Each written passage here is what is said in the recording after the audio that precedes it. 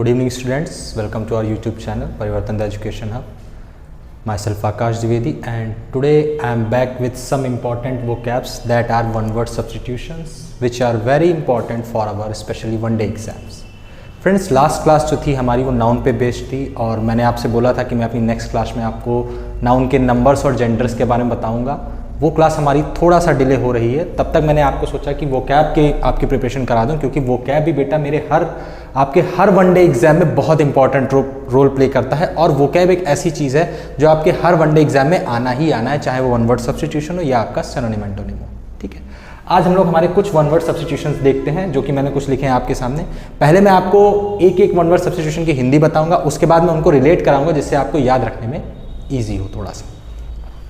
सबसे पहला है बेटा हमारा यहाँ पे एग्रोस्टोलॉजी। एग्रोस्टोलॉजी का मतलब होता है स्टडी ऑफ ग्रासेज, यानी घास से संबंधित जो भी हमारी साइंस होती है, जिस साइंस के अंतर्गत हम लोग घास का अध्ययन करते हैं वो हमारी होती है एग्रोस्टोलॉजी। ठीक है, नेक्स्ट बेटा हमारा आता है एग्रोनॉमी। एग्रोनॉमी का मतलब होता है स्टडी ऑफ फार्मिंग। फार्मिंग मतलब जो हम लोग खेती बाड़ी करते हैं, जो हमारी कृषि संबंधित विज्ञान होती है उसको हम लोग एग्रोनॉमी बोलते हैं। नेक्स्ट हमारा होता है बेटा एंथ्रोपोलॉजी। एंथ्रोपोलॉजी का मतलब होता है study of development of man, यानी ह्यूमन हमारा कैसे बना, इसको शुद्ध हिंदी में कहते हैं मानव शास्त्र। नेक्स्ट हमारा आता है आर्कियोलॉजी। आर्कियोलॉजी का मतलब होता है बेटा स्टडी ऑफ अर्ली सिविलाइजेशन, यानी पुरातत्व विज्ञान। आप देखते हैं जहाँ पे हमारे मोस्टली जो आर्कियोलॉजिस्ट होते हैं वो खुदाई करते हैं, खुदाई के बाद उनको कोई जीवाश्म मिलता है, फिर वो बताते हैं कि यहाँ पे इतने इतने साल पहले ऐसे ऐसे स्ट्रक्चर वाले लोग रहे होंगे।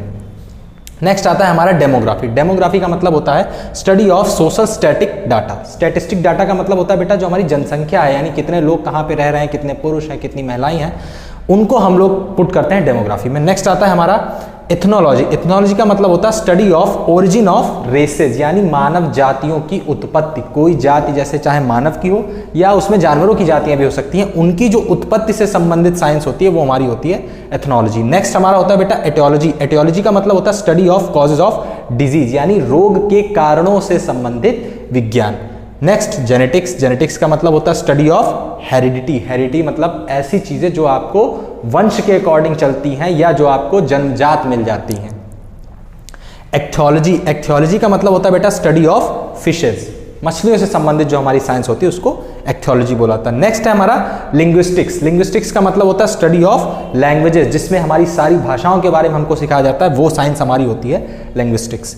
मीटियोरोलॉजी। मीटियोरोलॉजी का मतलब होता है बेटा स्टडी ऑफ वेदर, यानी मौसम से संबंधित जितनी जानकारी होती है वो हमारी मीटियोरोलॉजी में आती है। फिर आता है न्यूमिस्मैटिक्स। न्यूमिस्मैटिक्स का मतलब होता है स्टडी ऑफ कॉइन्स, सिक्कों से संबंधित, कोई सिक्का कब चला, सिक्का कैसे बनता है, किस सिक्के की क्या वैल्यू है, ये सब हमको सिखाया जाता है हमारा न्यूमिस्मैटिक्स में। नेक्स्ट हमारा आता है बेटा पैलेंटोलॉजी। पैलेंटोलॉजी का मतलब होता है स्टडी ऑफ फॉसिल्स। फॉसिल्स का मतलब होता है जीवाश्म। जीवाश्म जैसे अभी मैंने आपको आर्कियोलॉजिस्ट के बारे में बताया, तो बेटा जो आर्कियोलॉजिस्ट अगर किसी टाइम पीरियड के बारे में बताते हैं या किसी ह्यूमन के बारे में बता रहे हैं या किसी एनिमल के बारे में बता रहे हैं, तो बेटा वो फॉसिल्स के बेस पे बताते हैं। क्यों? क्योंकि फॉसिल्स जो होता है वो किसी भी ह्यूमन बॉडी का जो बचा हुआ पार्ट होता है, जो बाई चांस की बात है, जो डिकम्पोज नहीं हो पाता है, उसको हम लोग बोलते हैं फॉसिल्स, यानी जीवाश्म, जीवों के अंश लास्ट में जो बच जाते हैं। सिस्मोलॉजी क्या होता है? Seismology means study of earthquakes, जो भूकंप का विज्ञान होता है उसको हम लोग सिस्मोलॉजी कहते हैं। नेक्स्ट आता है हमारा थियोलॉजी। थियोलॉजी मतलब स्टडी ऑफ रिलीजन, यानी धर्म से संबंधित विज्ञान। फिर आता है हमारा टॉक्सिकोलॉजी। टॉक्सिकोलॉजी मतलब होता है स्टडी ऑफ टॉक्सिक सब्सटेंसेज, यानी जहरीली चीजें जिस साइंस के अंतर्गत हमको पढ़ाई जाती हैं, जहरीली चीजों के हानियां पढ़ाई जाती हैं, उनको कैसे दूर किया जाए, अगर आपको कोई आपकी बॉडी में कोई टॉक्सिक सब्सटेंस पहुंच गया है उसको कैसे रिमूव किया जा सकता है, उसके इफेक्ट को कैसे कम किया जा सकता है, ये सारी चीजें हमको टॉक्सिकोलॉजी में पढ़ाई जाती हैं। नेक्स्ट आता है हमारा राइनोलॉजी। राइनोलॉजी का मतलब होता है स्टडी ऑफ नोज डिजीज, नाक से संबंधित जितनी बीमारियां होती हैं उनको सबको पुट किया गया है राइनोलॉजी में। अब हम अपने एक एक वन वर्ड को रिलेट करते हैं कि कैसे याद किया जाता है। तो जैसे मैंने आपको बताया, मैंने आपको सारे वन वर्ड सब्स्टिट्यूशन बता दिए, अब हम उनको रिलेट करते हैं कि उनको हम याद कैसे रखेंगे। सबसे पहले हमारा आता है बेटा एग्रोस्टोलॉजी। एग्रोस्टोलॉजी में आप देख रहे हैं एक वर्ड निकल रहा है ग्रॉस। ग्रॉस को हम रिलेट करेंगे किससे? ग्रास से, यानी ऐसी साइंस, लॉजी का मतलब साइंस में यूज होता है, ऐसी साइंस जिसमें हमारे ग्रास की स्टडी होती है वो हमारी होती है एग्रोस्टोलॉजी। ठीक है, नेक्स्ट बेटा हमारा आता है एग्रोनॉमी। अब एग्रोनॉमी में भी आप देख सकते हैं एक वर्ड यूज हो रहा है ग्रो। अब बेटा ग्रो में आपने देखा होगा पेड़ पौधे क्या होते हैं? ग्रो होते हैं, और हमारी फसल भी क्या होती है? ग्रो होती है। तो बेटा एग्रोनॉमी में ऐसी चीजों का अध्ययन किया जाएगा जो ग्रो होती है। अब ग्रो कहां पे होती है? ग्रो होती है हमारी फार्म में यानी कि खेतों में, इसीलिए एग्रोनॉमी को हम लोग क्या कह सकते हैं, स्टडी ऑफ फार्मिंग कह सकते हैं। नेक्स्ट आता है हमारा एंथ्रोपोलॉजी। एंथ्रोपोलॉजी बेटा study of development of man. अब यहां पे आप जो यहां पे एक वर्ड देखेंगे आप एंथ्रो, इस वर्ड को आप कुछ हद तक रिलेट कर सकते हैं एंशिएंट से। एंशिएंट में भी एन आता है और एंथ्रोपोलॉजी में भी हमारा क्या हो रहा है, एन आ रहा है, यानी एंशिएंट मतलब पुरानी चीज। अब सबसे पुराना कौन है, ह्यूमन है, तो ह्यूमन का डेवलपमेंट कैसे हुआ ये हमारा आएगा एंथ्रोपोलॉजी के अंतर्गत, ठीक है।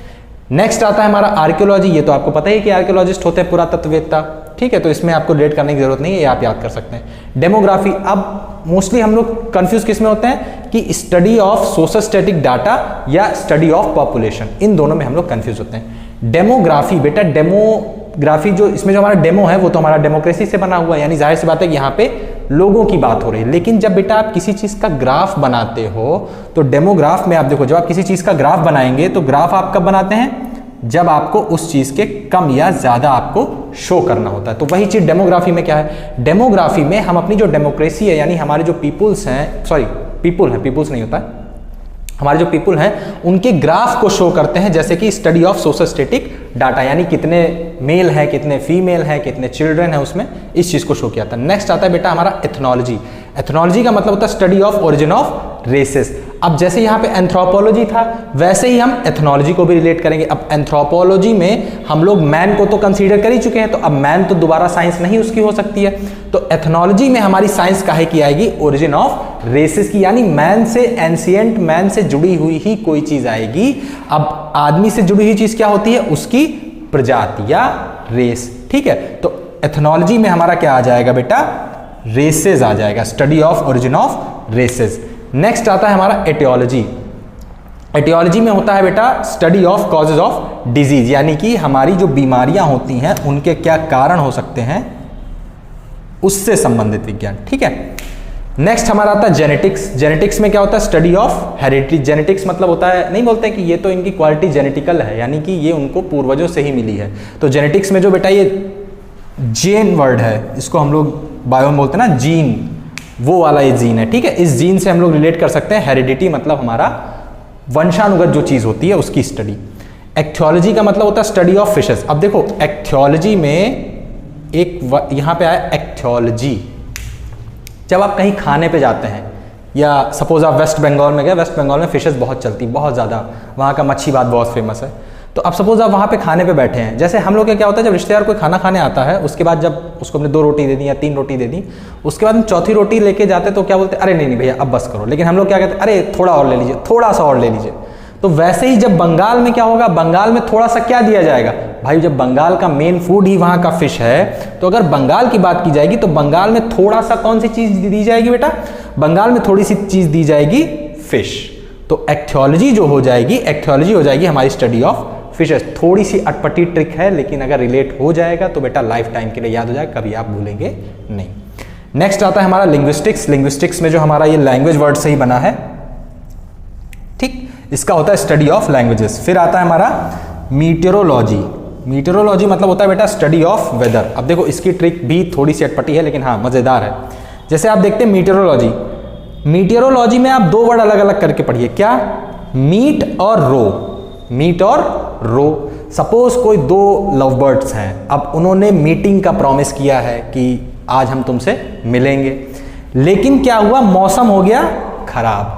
मौसम खराब होने की वजह से वो मिल नहीं पाए, तो आखिरी में वो क्या करने लगे, रोने लगे। तो मीटिंग नहीं हो पाई और रोने लगे, क्यों, क्योंकि मौसम खराब था। तो मीटेरोलॉजी के अंतर्गत कौन सी साइंस आ जाएगी, जिसमें मौसम के बारे में पढ़ाया जाएगा, यानी वेदर के बारे में पढ़ाया जाएगा। फिर आता है बेटा न्यूमिस्मैटिक्स। न्यूमिस्मैटिक्स में आप एक वर्ड ध्यान रखिएगा, न्यूमिस। न्यूमिस को एक हिंदी में वर्ड होता है नुमाइश। नुमाइश मतलब जो मेला वगैरह लगता है शहरों में, उसको बोलते हैं नुमाइश, ठीक। अब आप नुमाइश देखने कब जाएंगे, खाली फोकट तो जाएंगे नहीं कि खाली घूम के चले आए। नुमाइश देखने आप तब जाएंगे जब आपके पास क्या होंगे, कॉइन्स होंगे, चीजें खरीदने के लिए या मेला घूमने के लिए या झूला झूलने के लिए। तो इस वजह से बेटा न्यूमिस्मैटिक्स में स्टडी ऑफ कॉइन्स आता है, यानी नुमाइश घूमने के लिए क्या जरूरत होती है, कॉइन्स की जरूरत होती है, ठीक। उम्मीद करता हूं आपको ये जो हमारे 12 वन वर्ड सब्स्टिट्यूशंस हैं कुछ हद तक तो रिलेट हो ही गए होंगे। जब आप बार बार इसको देखेंगे तो रिलेशन हो जाएगा। नेक्स्ट आते हैं हम लोग पैलेंटोलॉजी। पैलेंटोलॉजी का मतलब होता है बेटा क्या, फॉसिल्स। अब देखो इसमें एक वर्ड आया है पैलिन। पैलिन को आप पीला समझो। अगर कोई इंसान को बहुत दिनों तक एकदम उसको किसी बंद कमरे में रखा जाए या उसकी डेड बॉडी अगर किसी इंसान की एकदम रखी रहे तो क्या होगा, लास्ट में हम लोग बोलते हैं ना यार वो तो कतई पीला पड़ गया। तो बेटा पीला कब पड़ जाएगा, जब उसकी बॉडी में कुछ नहीं रह जाएगा, यानी वो जीवाश्म रह जाएगा सिर्फ, तब जाके वो पीला पड़ जाएगा। तो इसीलिए पैलेंटोलॉजी में क्या आएगा, स्टडी ऑफ फॉसिल्स यानी जीवाश्म अध्ययन। ठीक है, नेक्स्ट आता है बेटा हमारा सिस्मोलॉजी। सिस्मोलॉजी में एक वर्ड आया सिस्मो। आपने जीएस में पढ़ा होगा कि भूकंप नापने वाले यंत्र को क्या बोलते हैं, सिस्मोग्राफ बोलते हैं। तो जब सिस्मोग्राफ से भूकंप नापा जा रहा है तो सीधी सी बात है कि सिस्मोलॉजी में हम किसका यूज करेंगे, अर्थक्वेक की स्टडी ही की जाएगी। फिर आता है बेटा थियोलॉजी। थियोलॉजी मतलब स्टडी ऑफ रिलीजन। अब देखो बेटा यहां पे आता है वर्ड थियो। थियो को हम लोग क्या कर सकते हैं, थोड़ा। अगर आपको इंडिया में रहना है तो आप रिलीजन के ऊपर जितना थोड़ा बोलेंगे उतना ही सुकून से रह पाएंगे। इसीलिए यहाँ पे वर्ड यूज हुआ है थियोलॉजी। थियोलॉजी मतलब स्टडी ऑफ रिलीजन। कौन सी चीज है जिसके बारे में थोड़ा सा ही पढ़ना और थोड़ा सा ही बोलना अच्छी चीज होती है, वो होता है बेटा रिलीजन। क्यों, क्योंकि अगर आप ज्यादा बोलेंगे, ज्यादा पढ़ लिख लेंगे रिलीजन के बारे में, तो कहीं ना कहीं आप सोसाइटी के साथ एडजस्टमेंट नहीं कर पाएंगे। क्यों, क्योंकि वहां पे सब कम पढ़े लिखे हैं धर्म के बारे में। आप ज्यादा पढ़ लेंगे तो या तो आपको बहुत ज्यादा योग्यता मिल जाएगी, आपको बहुत आदमी मानने लगेगा, या फिर आपको बिल्कुल नहीं मानेगा। तो इसलिए अगर चैन से रहना है सोसाइटी में तो आपको थोड़ा पढ़ना पड़ेगा धर्म के बारे में। ठीक, अब बात करते हैं हमारा नेक्स्ट वन वर्ड जो कि क्या है, टॉक्सिकोलॉजी। टॉक्सिकोलॉजी में बेटा क्या होता है, स्टडी ऑफ टॉक्सिक सब्सटेंसेस। आप इसमें देख सकते हैं एक वर्ड यूज हुआ है हमारा टॉक्सिक। टॉक्सिक का मतलब हमको पता है आम लैंग्वेज में क्या होता है, टॉक्सिक का मतलब होता है जहरीली कोई भी चीज। तो यानी ऐसी साइंस की स्टडी जिसमें हम लोग टॉक्सिक सब्सटेंसेस के बारे में सीखते हैं, वही हमारा होता है टॉक्सिकोलॉजी। ठीक है, नेक्स्ट और लास्ट में है हमारा राइनोलॉजी। राइनोलॉजी में बेटा एक वर्ड यूज हुआ है राइनो। राइनो का मतलब होता है गेंडा। गेंडे में आपने एक स्पेशल चीज क्या देखी है, उसकी नाक पे सींग होता है। अब बेटा जाहिर सी बात है कि अगर नाक पे सींग निकल आया है, जैसे अगर हमारे नाक पे सींग निकल आए कब निकलेगा, जब हमको कोई बीमारी होगी। तो राइनो की बीमारी कहां पे है, राइनो की बीमारी उसकी नाक पे है। क्यों, क्योंकि सींग उसके कहां निकला है, नाक पे निकला है। तो इसीलिए राइनोलॉजी को हम लोग किससे रिलेट कर जाएंगे, नाक से संबंधित कोई भी बीमारी। क्यों, क्योंकि राइनो कहां से बीमार है, राइनो नाक के जरिए बीमार है। क्यों, क्योंकि उसकी नाक पे सींग निकला हुआ है। Thank you. इस तरीके के हमारे अच्छी अच्छी ट्रिक्स जानने के लिए और अच्छे अच्छे वोकैब्स को रिलेट करने के लिए हमारे चैनल को लाइक करें, सब्सक्राइब करें और कमेंट करें। Thank you.